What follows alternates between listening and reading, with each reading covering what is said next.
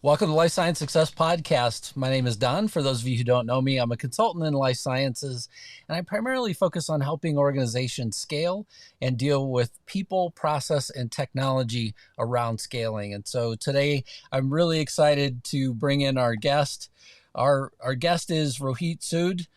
He's the EVP of Complete Commercialization at EVERSANA. He's a life sciences strategy and operations executive with a passion for developing teams and solving business challenges. So with that, welcome. Thank you, Don. Thank you for having me on this podcast. Yeah, thanks a lot for being here. And yeah, I mean, we're having a great conversation, beforehand in terms of, what specifically is complete commercialization. So I'm sure we're going to dive into that as well. But would you mind just telling the listeners a little bit about yourself? Sure. I kind of describe myself in two ways. First, professionally, after spending a decade of my first part of my career in the tech sector servicing financial services firms, I transitioned to the life sciences industry via business school through a 9-month internship at J&J in the licensing division, and I was hooked. And subsequently, after that internship and graduating business school, I joined a startup consulting firm and ended up spending 15 and a half years as a strategy consultant in management consulting. And it was an amazing journey because I got to advise senior management and C-suite in global organizations in very critical topics and a wide range of topics from therapeutic area prioritization, go-to-market strategy, commercial model designs, launch strategy. So it's been an amazing ride. And during that now 20 years in this industry, I've had the privilege of being part of almost 50 brands coming to market, some not coming to market, but just helping them prepare and think through what their strategy to enter the US, European, and in one instance, the Japanese market. So it's been a lot of fun being part of this industry and on the commercialization side. Yeah, global marketing is no joke. I mean, there's a lot to know in there, and a lot to sort of understand from the country's perspective who's receiving, whatever it is that you're trying to either out license or also bring to market. So yeah, it's not an easy journey. It's never easy, but it's fun. Mm. And it also teaches you a lot because you've got to understand the policies and regulations in each of the market. And especially in Europe, if you're going into Europe, understanding the framework of reference pricing and bringing in the experts to think through what your launch sequence will be so that you can maximize revenues. I'm sure you've been through a lot of these things in your career, but it does force you to think culture, regulations, and at the end of the day, trying to maximize your revenues in the marketplace. Yeah, the reimbursement strategy again is another major hurdle that I'm glad that normally somebody else in the organization was dealing with, not me. So I was always thankful for that side of it as well. But I mean, it brings in, like you said, it's complexity, but also some level of just excitement around what you're going to get to bring to market for that local area as well, and watching it go live certainly is exciting no matter what part of the launch that you're in as well. True, very true. Yes. So would you mind telling me just a little bit more about first, why don't we start with who is Eversana and what is it that they do? So think of Eversana as a global provider and a leader in the commercial services business.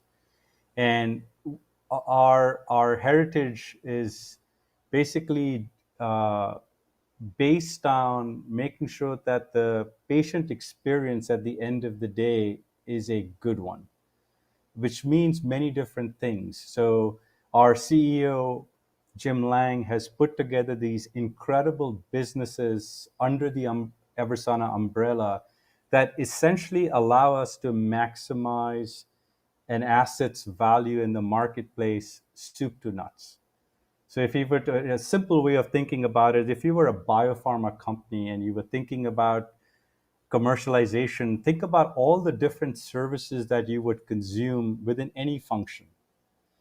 All these functions and these capabilities reside within Eversana, whether it's basic strategy development, to communication and marketing, to patient services, to market access, to 3PL, patient services hub, medical affairs, whether it's MIPV, compliance, regulatory, as well as pulling through this in the field through customer engagement from a deployment solutions perspective, whether it's a sales rep, whether it's a national account manager calling on payers in the US or the HTA bodies in Europe, as well as MSLs, right, and other field roles as well. We've got all these capabilities in North America, Europe, and now in Asia Pac, and our clients work with us in different ways to consume our services to kind of maximize the value of their brand. They may work with us at a functional level in the traditional services organization where you have a very specific business question or a business need, whether it's like being an agency AOR, right? You could work with us in that manner. We've got one of the best agencies in the world under the Eversana umbrella called Eversana InTouch.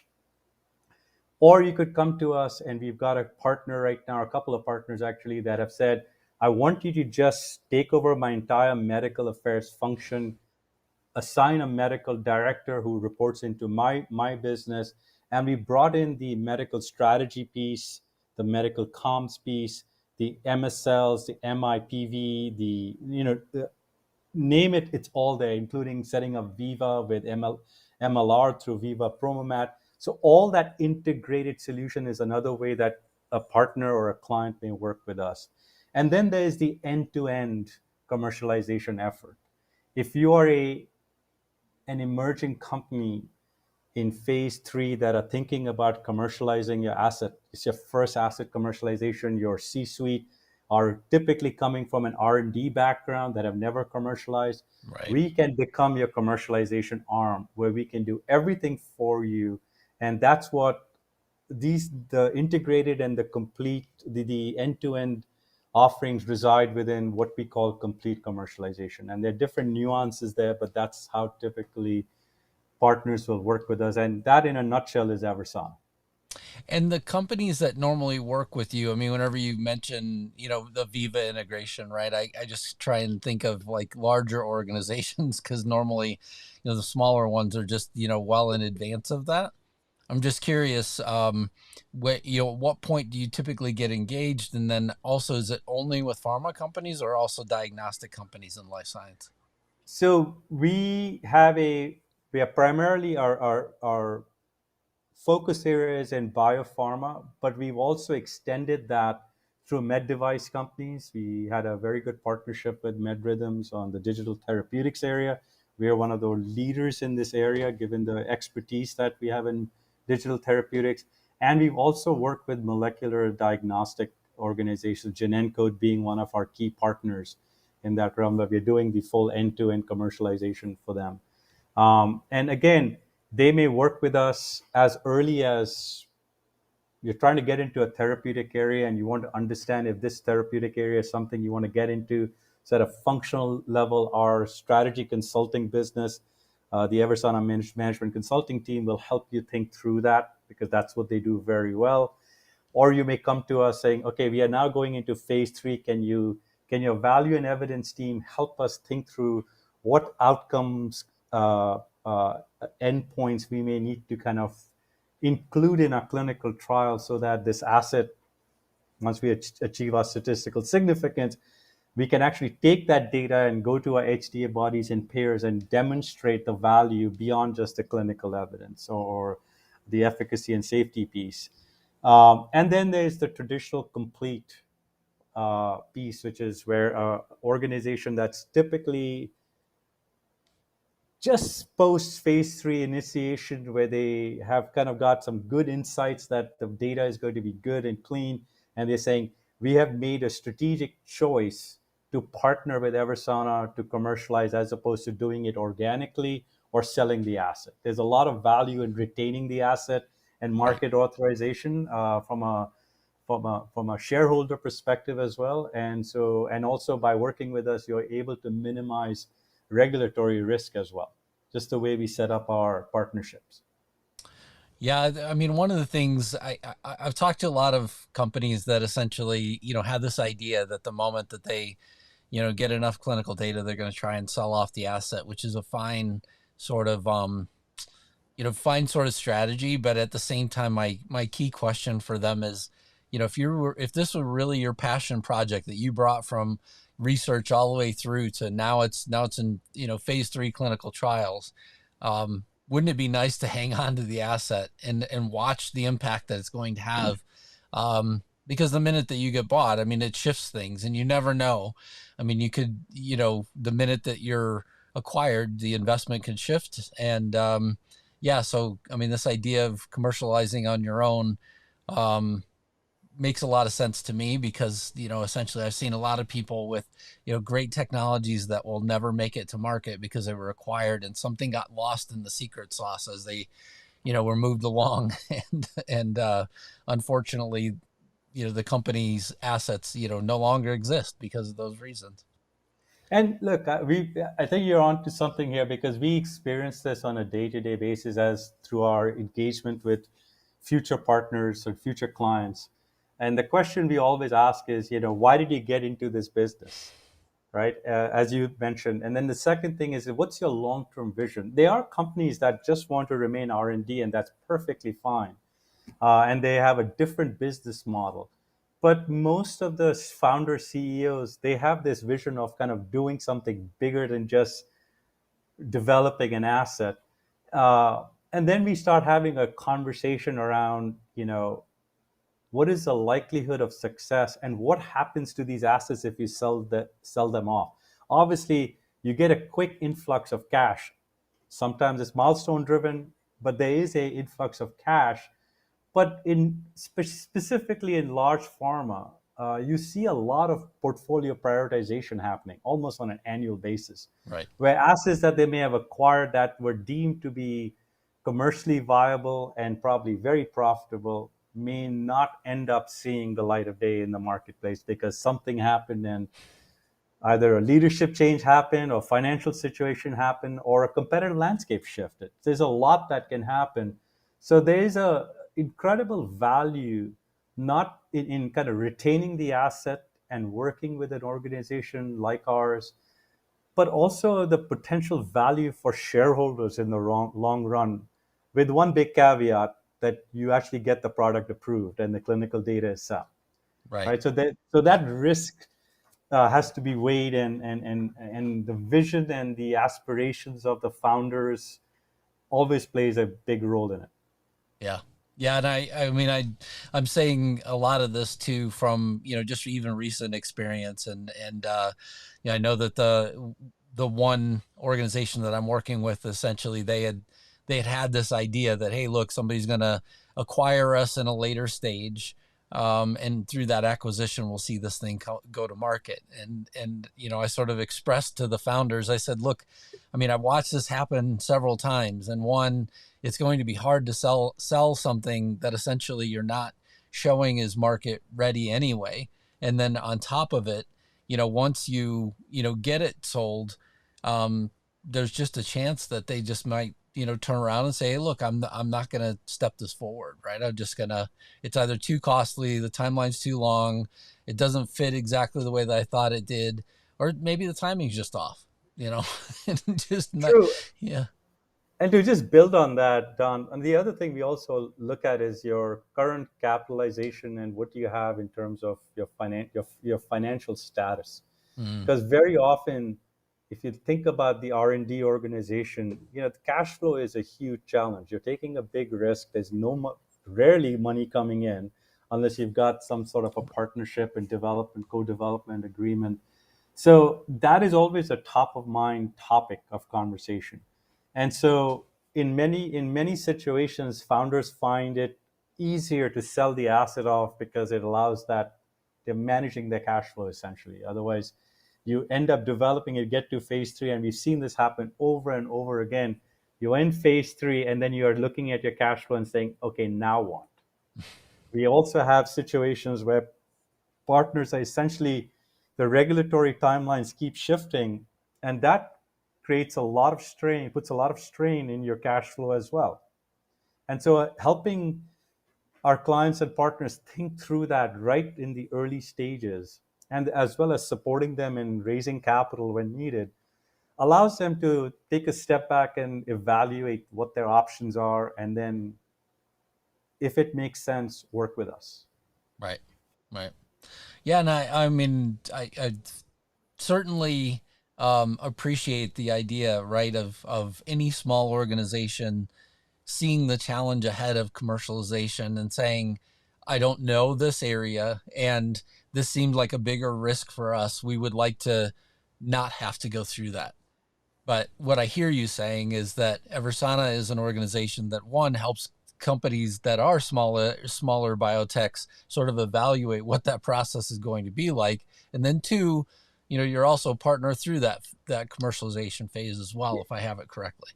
Correct. And at the end of the day, it has to make business sense both for us and the partner. You know, Mm-hmm. it's like any alliance, any partnership. If the financials don't work, it, you don't move forward. But it's a very transparent conversation between our partners and us about how do we make the financials work. Once we've decided that this works, then how are we going to work together? I mean, we have a very transparent culture internally, and that shows itself in how we engage with our partners as well. And we've had some challenging situations with our partners during the execution, as every execution has, its ups and downs, and we worked through that with them. It's been an amazing experience. Very good. And then in terms of the best ways to engage you or Eversana, what would be the best way for somebody to get started? So, if you're in a phase three, so let's take a step back. It depends on what business problem are you trying to solve, Okay. right? We have a amazing marketing team that you can reach out through our website at www.eversana.com, and they will put you in touch with the right person. And depending on the question, so if it's, I need to build a strategy, or I need to do market research, or I need to understand pricing, that request will get forwarded to the right business unit so they can then engage with you directly. When there is a situation around, I want to talk to you about full end-to-end commercialization or an integrated commercialization, that then goes to our commercial team. I'm part of that commercial team, where we will then put a team together, start engaging you to understand where you are, what your vision is, how do you want to work with us. And then there's a whole process that we follow with you, which typically takes somewhere between 6 to 8 weeks to do due diligence, for you to do diligence on us. And we then move forward in, if everything works out, and how do we start executing. In some instances, we've had partners who've kind of started working with us in smaller pieces, and that's grown into something bigger. And in some cases, they partnered with us with caveats around fundraising. And so we work with them in different ways. But marketing would be a great place to start. Go to our website and just send in a request, and with some background on what you're trying to address, what your business problem is today. Perfect. So I love taking a little bit of this time as well to try and understand a little bit more about, you and some of the lessons that you would have learned throughout your lifetime. What's some of the greatest leadership advice that you've ever received? That's an interesting one. Over the years, I've been very fortunate to have some amazing leaders who've mentored me, who've kind of guided me to get me to where I am today. I would say the one that sticks with me even today is this idea of, don't pander, but think about tone and approach when you're having a difficult conversation where you know that someone's doing something and you're like, it's wrong, we need to debate it. The tone is really important. And it's really important if you want to get anything done. Hmm. And I have made these mistakes in my life, hence that leadership feedback, right? It's like you can't, it's good to be blunt, but kindness is important. Yeah. Don't be brutal. It doesn't help to be brutal. So this idea about not pandering, but also making sure that you're thinking about how you kind of communicate that and how the person perceives it, with a focus on the goal and not the person, right? I find that I take that to heart. I don't always do it well, but it's something that I keep in mind, and I talk to my team about it all the time. I said, be okay with having difficult conversations. Don't pander, but tone and approach really matter if you want to get anything done. So that has stuck with me even to this day.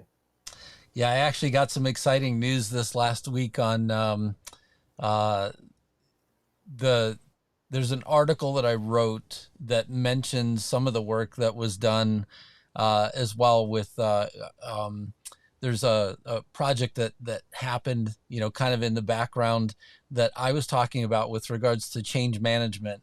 And then, also interviewed a few other leaders in life sciences and brought their quotes forward as well. I was told that that's going to be published in October in Life Science Leader magazine. So that article is to come. It'll talk about change management. But the one thing that your comment really sort of that sticks with me from your comment is this idea of, if you start with the end in mind, is your idea that you would like for somebody to lock their heels and not move from their position.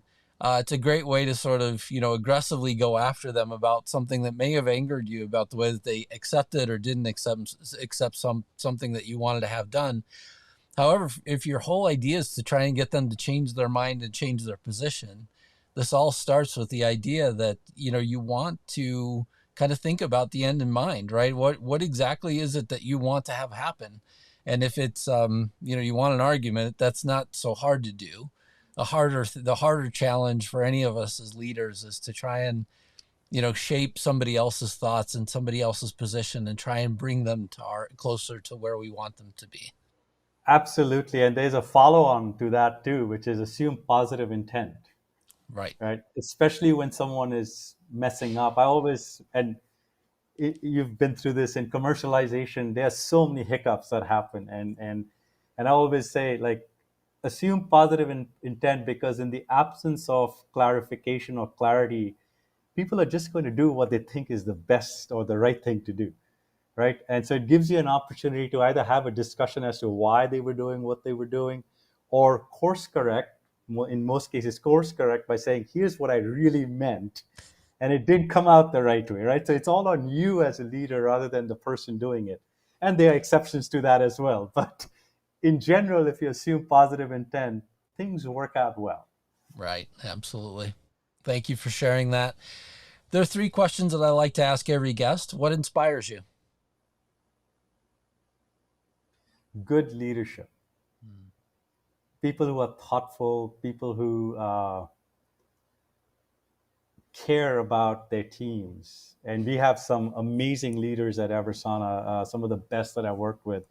Our CEO, our CRO, I mean, there's some incredible people. And just the way they carry themselves, there's directness, there's accountability, there's empowerment, all these things that you read in books. It's amazing to experience this on a day-to-day basis. All right, and it really does get you up saying, okay, I know it's a rough week, but I work in a really good environment. This is a fun place to come and work at. So that those are the kinds of things. A good leadership will address a lot of the challenges that you might face on a day-to-day basis. Yeah. Yeah, I completely agree. And I mean, especially in today's environment, I mean, it's for a lot of companies, resources are tight. There's a lot of things that are coming at different people at different times. And it's funny because I'm interviewing people right now in terms of scaling organizations, because I'm in the background working on a book as well to try and help other leaders just think about scaling, companies.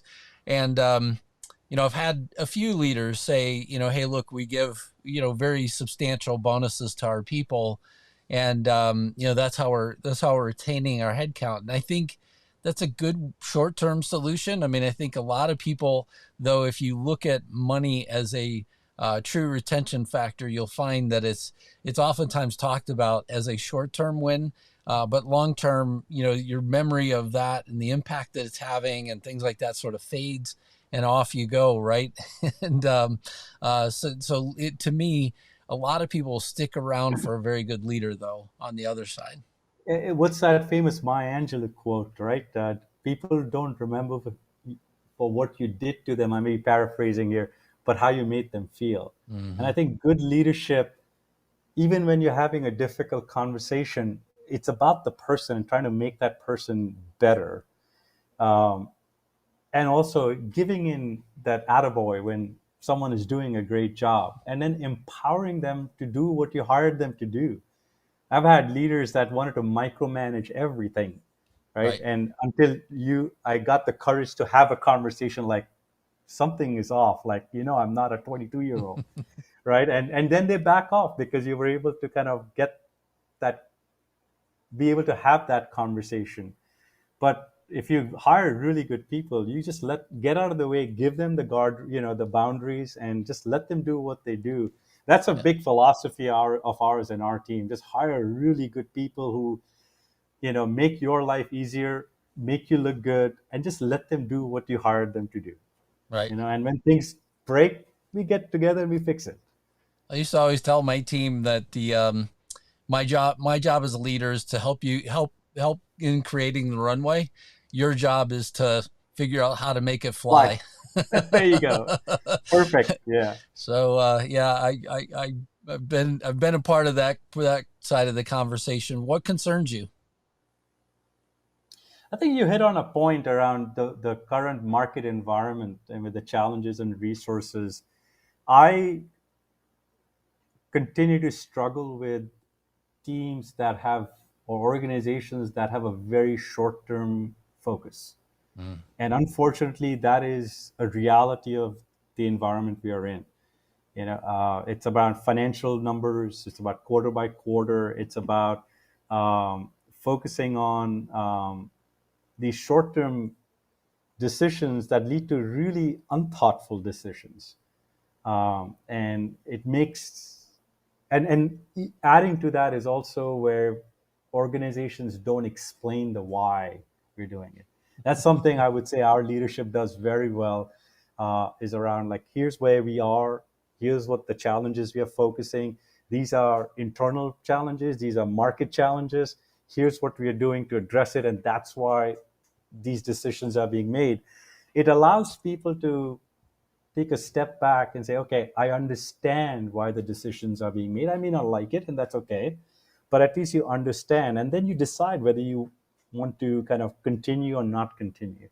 And I think that short term thinking always concerns me. It's always the top of mind. Is like, you've got to balance the short term to long term, which is easier said than done.